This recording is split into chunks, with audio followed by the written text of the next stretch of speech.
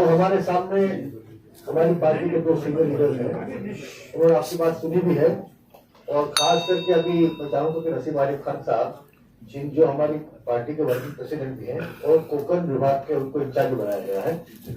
जो मंत्री रहते हैं उन्होंने काफी दौरे किए हैं पूरे महाराष्ट्र के, बहुत सारे इश्यूज को टैकल किया है और जो खास कर जो बड़े बड़े काम हुए हमारी कौम के हाथ में उसमें उनका बड़ा हाथ रहा है। और 5% जो रिजर्वेशन मिला है हमको, ठीक है, बाद में हाईकोर्ट ने उसको अप्रूव किया, लेकिन फडणवीस साहब ने आके उसको हटा दिया। उसके लिए बड़ी मेहनत की है, तो मैं चाहूंगा कि आपके सामने अपने ख्याल का इज़हार करें और महाराष्ट्र मुस्लिम और खास करके कोकण रीजन के बारे में वो क्या करना चाहते हैं, किस तरह करेंगे इसके बारे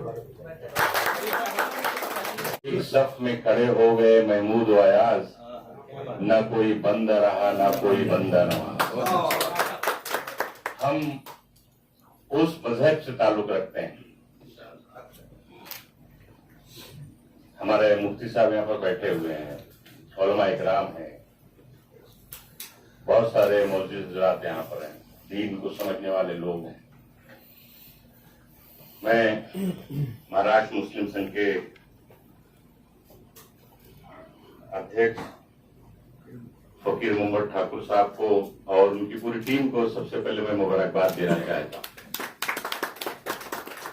कि हमारे कांग्रेस के प्रदेश कांग्रेस के अध्यक्ष, तेज तर्रार अध्यक्ष श्री नाना पटोले जी की मौजूदगी में महाराष्ट्र के मुसलमानों के बहुत सारे इश्यूज यहाँ पर हम लोगों ने डिस्कस किया।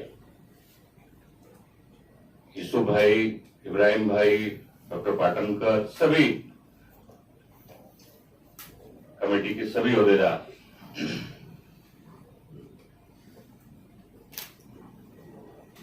जैसा कि आप सब जानते हैं बहुत सारे इश्यूज आज भी, और इश्यूज तो हमेशा जब तक दुनिया है एक इशू खत्म होगा दूसरा इशू पैदा होगा, ये आते जाते रहेगा। अब इसमें हम सबकी जिम्मेदारी बनती है, हम लोग जो सामाजिक कारकुन हैं, सियासी कारकुन हैं, ये हम सबकी जिम्मेदारी है कि हम उस फील्ड में अगर काम करते हैं तो उन इश्यूज को शॉर्ट आउट करें, उसके लिए लड़ाई लड़ें और सरकार या जो जिम्मेदार है उन तक पहुंचे और अपने लोगों का काम करवावे और उनको इंसाफ दिलावे। ये इसका तरीका होना चाहिए जो मैं समझता हूं। 10 साल तक, 15 साल तक लोकशाही आघाड़ी की सरकार हुआ करती थी, अब महाविकास आघाड़ी की सरकार 2008 में महाराष्ट्र में पहली बार कांग्रेस की पहल पर माइनॉरिटी डिपार्टमेंट बनाया गया। 2009 में मैं उसका मंत्री बना, वजीर बना,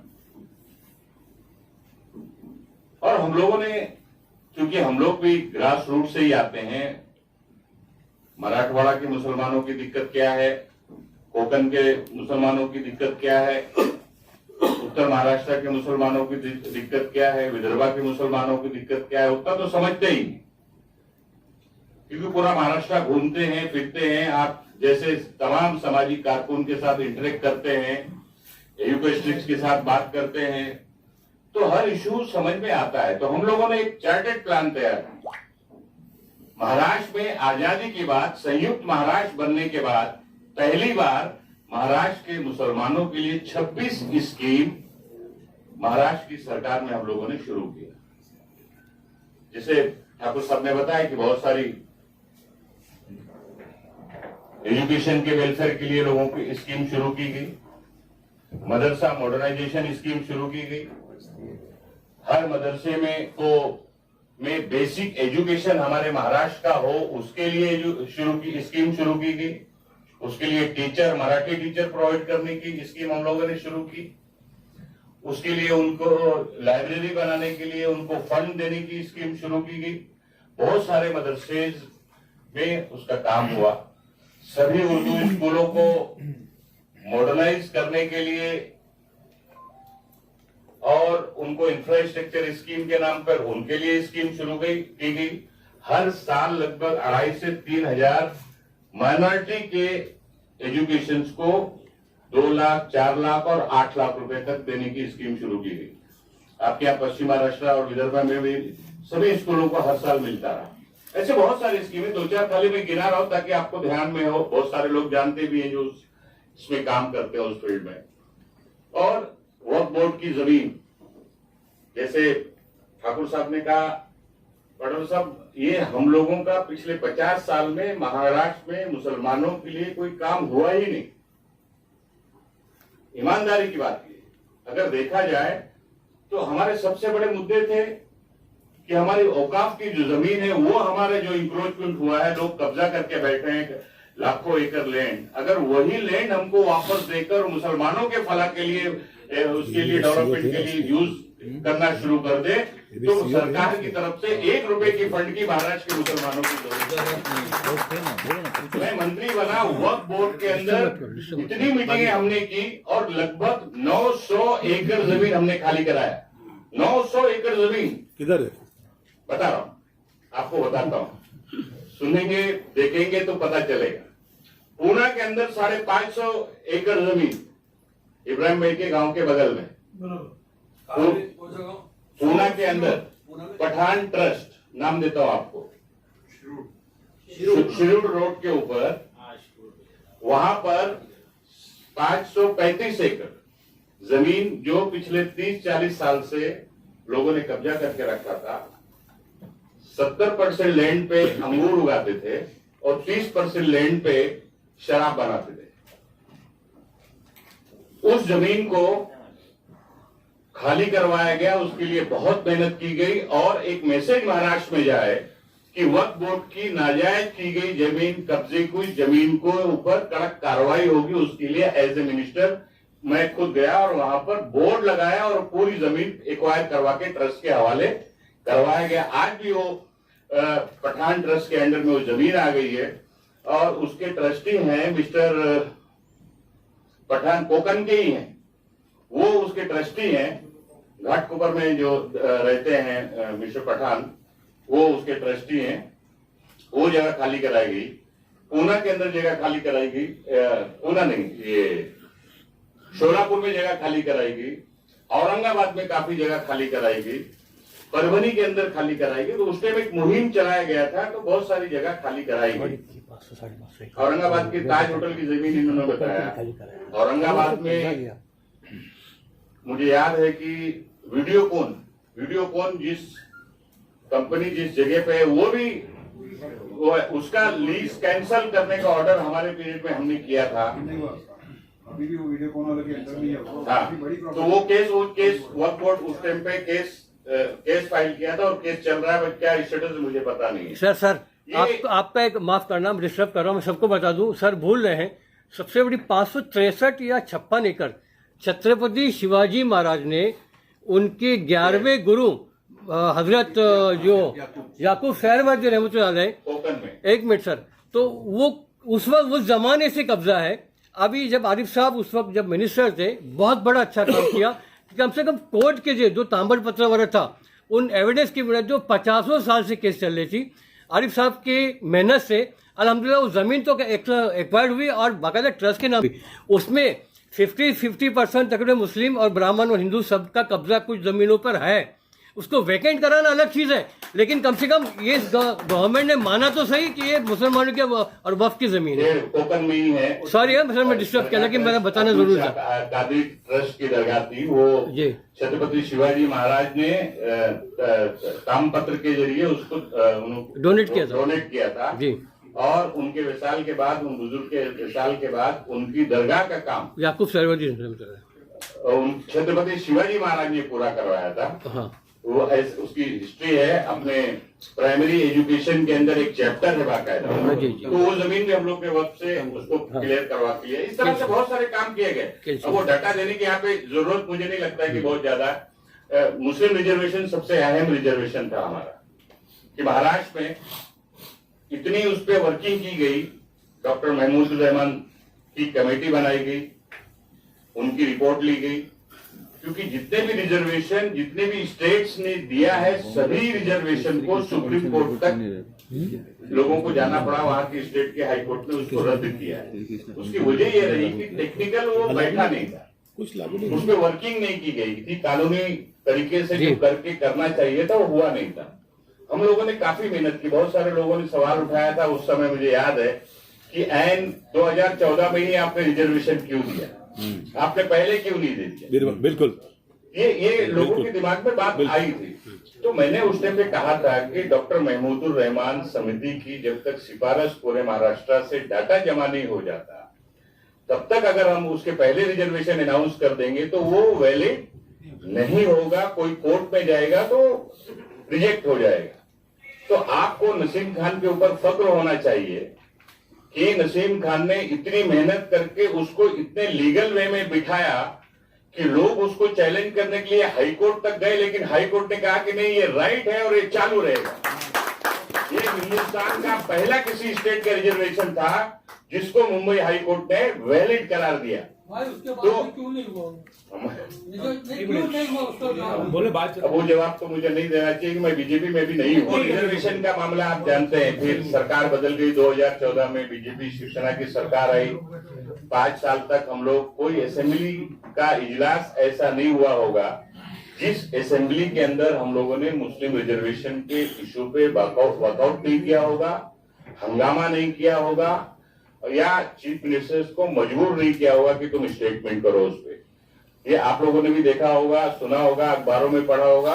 लेकिन बीजेपी की सरकार जैसे अंधी गूंगी बहरी होती है, जिसका एक नाम दिया गया ना कि अंधी है, गूंगी है, बहरी है, ऐसी सरकार 5 साल थी मुसलमानों के इशू को लेके, माइनॉरिटीज के इशू को लेके, क्योंकि उनकी सोच हिंदुस्तान के मुसलमानों के खिलाफ है। ये साबित हो चुका है। मैं हमेशा एक बात कहता हूं कि भारतीय जनता पार्टी सियासी जमात नहीं है, बल्कि आरएसएस की रखेल है, जो आरएसएस की सोच पर चलती है। ये इस तरह की पार्टी है, ये कोई राजनीतिक पार्टी इसको हम नहीं कह सकते। ये सीधे सीधे आरएसएस का एक राजनीतिक मंच है। तो इस तरह की पार्टी हमारे बारे में अच्छी सोच रख नहीं सकती है। 7 साल से सेंट्रल की गवर्नमेंट है, आपने देखा है। आज हमारी सरकार, हम लोग इस गवर्नमेंट को सपोर्ट कर रहे हैं, हमारे सपोर्ट से ये सरकार चल रही है। इस सरकार को इसीलिए सपोर्ट किया गया है कि भारतीय जनता पार्टी की सरकार को रोका जा सके। ये तो कांग्रेस नहीं चाहती थी कि इस तरह की सरकार बने। सरकार बनाने में भी हम लोग थे, उस वक्त यही सोचा गया, यही समझौता किया गया कि कम से कम मराठीमध्ये म्हणणं है कि दगडापेक्षा वीट बरी। तो वो हम लोगों ने एक सिस्टम कि ठीक है चलो इनको रोक के कम से कम इस सरकार को हम लोग बनाएंगे। और महाराष्ट्र में जो हिसाब से डेवलपमेंट पिछले 5 साल रुका, जो वातावरण महाराष्ट्र में बने, जो माहौल खराब हुआ महाराष्ट्र में, वैसा दोबारा महाराष्ट्र में नहीं होगा।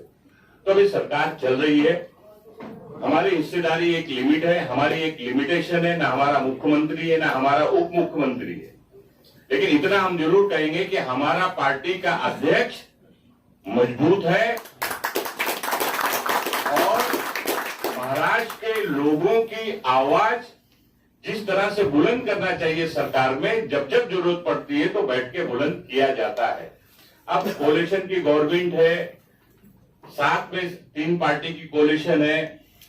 डॉक्टर साहब जानते हैं इसी तरीके से कि कोalition में ठाकुर साहब भी जानते हैं, ठाकुर साहब भी पवार साहब से कई बार मीटिंग कर चुके हैं सब एजेंडे को लेके, सुप्रिया सुले से भी कई बार मीटिंग कर चुके हैं। तो सबको बारे में आइडिया, एवरीबडी नोज कि क्या हो रहा है, कैसे है, आप लोग सब जानते हैं। अब हमारी ये कोशिश एक होनी चाहिए, और मैं भी इस चीज के लिए आपकी जितनी भी बातें हैं, क्योंकि मैं भी आपकी नुमाइंदगी करने के लिए सियासत में हूं, चाहे कांग्रेस के जरिए सरकार में रहकर या पार्टी में रहकर, जो भी नुमाइंदगी हो रही है, ताकि मजबूती के साथ कुछ काम हो सके, कुछ रुके हुए जो चीज है वो तमाम सारी चीजों को आगे लाकर और लोगों के सामने रखकर उसको पूरा किया जा सके। तो आज ये सारे इश्यूज पाटोले साहब, इसके ऊपर 2-3 इशू पे हम लोग तुरंत काम कर सकते हैं। मौलाना आजाद फाइनेंशियल कारपोरेशन, जिसको फंड नहीं है उसको फंड मिलना चाहिए। मौलाना आजाद गठित होना चाहिए ताबड़तोड़, ताकि महाराष्ट्र के जो बेरोजगार नौजवान हैं, जो लोन अप्लाई करते हैं 2 लाख, 5 लाख, 10 लाख के लिए, उनको मदद की जा सके, जिस मकसद से उस कारपोरेशन को बनाया गया था, महामंडल को बनाया गया था। ऐसे 2-3 इशू है। रिजर्वेशन की इशू पे भी चर्चा होनी चाहिए, आगे बात होनी चाहिए। और हम लोग सब चाहते हैं कि कम से कम हाईकोर्ट ने जो रिजर्वेशन बहाल किया है, वो रिजर्वेशन सरकार ने बहाल करना चाहिए। अब थोड़ी उसमें टेक्निकल दिक्कत ये बीच में सुप्रीम कोर्ट के जो फैसले आ गए उसकी वजह से हुआ है कि सुप्रीम कोर्ट ने कहा है कि 50% से ज्यादा कंडीशन नहीं हो सकता है और रिजर्वेशन 50% से ऊपर जा रहा है। अब या तो भारत की सरकार उसमें अमेंडमेंट करे जो रिजर्वेशन एक्ट है, और या अमेंडमेंट करके सुप्रीम कोर्ट से क्या, और सुप्रीम कोर्ट ने जो पाबंदी लगाई है वो हटे। तो ये लीगल थोड़ा पेच उसके अंदर फंसा है, जिससे लिए मराठा आरक्षण भी रुक गया है और मुस्लिम आरक्षण भी उसके लिए रुका हुआ है। फिर भी हम लोग की उस पर कोशिश जारी है। जो जज्बात जो आपके दिलों में है, जो आपके दिमाग में जो सारी चीजें चलती है, वही हम लोगों के भी दिमाग और दिल में है। लेकिन आज की सियासत, आज के हालात, आज के माहौल और कानूनी अड़चन, इन तमाम सारी चीजों को देखकर आने वाले दिनों में रिजर्वेशन वाले इश्यू पे भी मजबूती से आवाज उठाई जाएगी और उस पर काम किया जाएगा। ये मैं आपको यकीन और इत्मीनान दिलाना चाहता हूँ। और पाटोले साहब, यहाँ पर बहुत सारे लोग इसमें बैठे हुए हैं, चेहरे जो बहुत मजबूती से काम करने वाले लोग हैं। ठाकुर साहब तो बहुत पुराने हैं और हमेशा से वो स्टूडेंट लाइफ से सोशल फील्ड में काम करते आए हैं और अभी भी अच्छा काम कर ही रहे हैं। तो हम लोग को ऐसे लोगों को थोड़ा मजबूती देकर और आगे बढ़ाकर और उनको थोड़ा लाने का काम करना चाहिए, ताकि और लोगों की आवाज और रेज हो सके, वॉइस रेज हो सके और काम हो सके। तो इसके लिए मैं आज की ये मीटिंग बहुत फ्रूटफुल मीटिंग है मुझे लगता है। और आप लोग नाना भाई पाटोले जी के मौजूदगी में मीटिंग हुई है, इन्होंने सारी चीज को देख लिया है, समझा है। ये जरूर मैं इतना कह सकता हूँ कि ये सब मामले में आश्वासन देने वालों में से ये नहीं है। आप आने वाले दिनों में देखेंगे कि कुछ न कुछ सरकार में होते हुए ये सब सारे इशू पर आपको दिखाई देगा। और आप सबने आज इस मीटिंग में हम लोग को बुलाया, उसके लिए मैं अपनी तरफ से और नाना बाबू की तरफ से भी आप सबका बहुत बहुत शुक्रिया अदा करता हूँ। शुक्रिया, खुदा हाफिज, जय हिंद।